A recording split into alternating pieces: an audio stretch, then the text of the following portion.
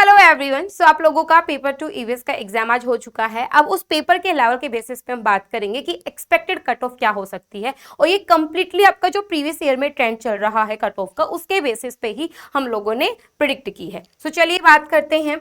सो अगर हम यहाँ पे जनवरी 2026 की बात करें तो उस टाइम पे जो पेपर है वो ईजी था, तो जो कट ऑफ है वो आपकी ज्यादा थी। सो आप देख सकते हो जो जनरल कैटेगरी है उसमें जेआरएफ के लिए आपके 190 मार्क्स पे कट ऑफ लगी थी, एंड जो असिस्टेंट प्रोफेसर है उसमें 166 है, और पीएचडी के लिए 146। ये है आपकी जनरल कैटेगरी की। अगर हम ओबीसी की बात करें, नॉन क्रीमी लेयर, सो इसमें 180 जेआरएफ के लिए है, 152 असिस्टेंट प्रोफेसर एंड 136 है पीएचडी के लिए। तो आप देख सकते हो जो कट ऑफ है वो काफी ज्यादा थी। एंड अभी जो पेपर का पैटर्न बताया गया है वो मॉडरेट टू टफ बताया गया है, तो उसके अकॉर्डिंग हमारी जो कट ऑफ है वो वेरी कर सकती है। सो ये आपका जो जनवरी 2026 का जो साइकिल था वो आपका इजी टू मॉडरेट था। ठीक है, सो इस वाले पेपर को हम इजी टू मॉडरेट लेवल पे रख सकते हैं। सो उसके अकॉर्डिंग जो कट ऑफ है वो आपकी हाई गई थी।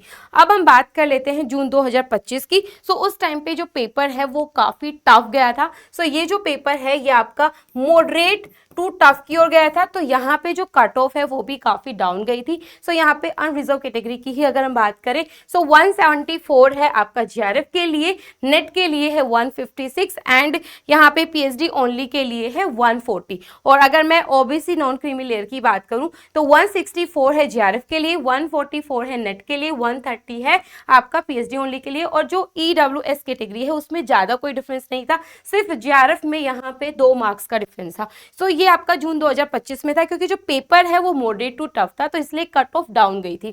अब हम बात कर लेते हैं यहाँ पे जनवरी 2025 के एग्जाम की।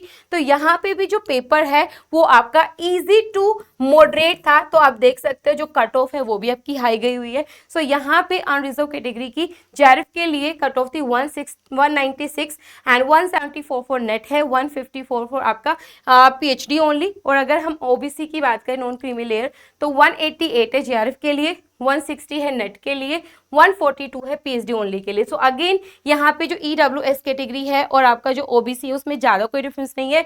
सो यहाँ पे भी सिर्फ आपके 2 मार्क्स का ही डिफरेंस है आपका जीआरएफ में। ओके, सो अब हम बात कर लेते हैं कि जो आपने अभी एग्जाम दिया है, सो सभी बच्चे कह रहे हैं कि जो मैम पेपर है वो लेंथी था, स्टेटमेंट बेस्ड क्वेश्चंस थे, न्यूमेरिकल्स आए हुए थे, तो काफी सारे क्वेश्चंस रह भी गए हैं, टाइम टेकिंग आपका पेपर था।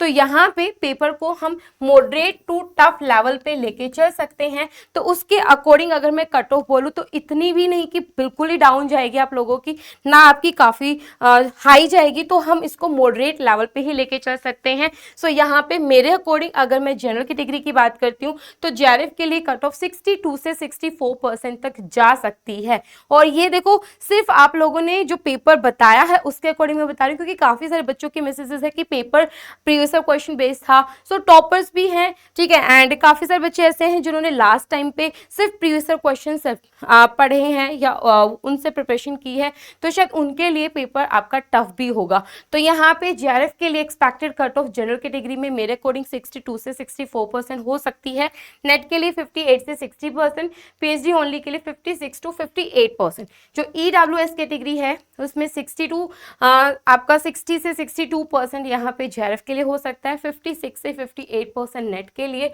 और 54 से 56 है आपका पीएचडी ओनली के लिए। फिर आपका यहाँ पे जो ओबीसी लेयर है, ठीक है, सो जो ओबीसी आपका नॉन क्रीमी लेयर की अगर मैं बात करती हूँ तो 59 से 61% आपका जेआरएफ के लिए, एंड 55 से 57% तक नेट के लिए हो सकती है, और 51 से 52% पीएचडी ओनली के लिए। और अगर मैं एससी कैटेगरी की बात करूं तो 55 से 57% फॉर जीआरएफ, 53 से 55% नेट के लिए है, 48 टू 50% है पीएचडी ओनली के लिए।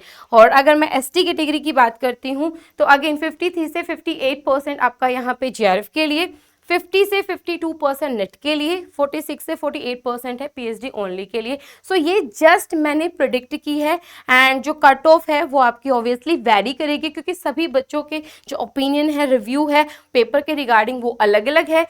लेकिन अगर मैं मोस्ट ऑफ द स्टूडेंट्स की बात करूँ तो उनके अकॉर्डिंग पेपर लेंथी था, पेपर टफ था, तो उसके अकॉर्डिंग मॉडरेट टू टफ था बेसिकली। सो आया हुआ प्रीवियस कॉन्सेप्ट बेस्ड था, लेकिन बड़ी बड़ी स्टेटमेंट थी तो उसमें क्वेश्चन रीड करने में इशू हो रहा था, टाइम लग रहा था, तो उसके अकॉर्डिंग जो कट ऑफ है सो मेरे अकॉर्डिंग इतनी होनी चाहिए, ठीक है। इससे ज़्यादा तो नहीं होगी, ये तो ऑब्वियसली आपका श्योर हूं मैं कि इससे ज़्यादा कट ऑफ नहीं होगी, इससे कम हो सकती है, ठीक है, लेकिन इससे ज़्यादा नहीं होगी, क्योंकि जो पेपर है वो लेंथी था, टाइम टेकिंग था बेसिकली, ठीक है। सो ये मेरी एक्सपेक्टेशन है कि इतना तो कट ऑफ जाना ही चाहिए। एंड आई होप आपको हेल्प मिली हो कि जैसा आप पेपर दे के आए हो, जिस तरीके से आपने पेपर अटेम्प्ट किया है कि कितने क्वेश्चंस करेक्ट हो सकते हैं, सो उसके बेसिस पे आप डिसाइड कर सकते हो, लाइक आप भी अज्यूम कर सकते हो कि आपका जीआरएफ होगा कि नहीं होगा, एंड आपको दिसंबर बैच के लिए प्रिपरेशन स्टार्ट करनी चाहिए कि नहीं करनी चाहिए।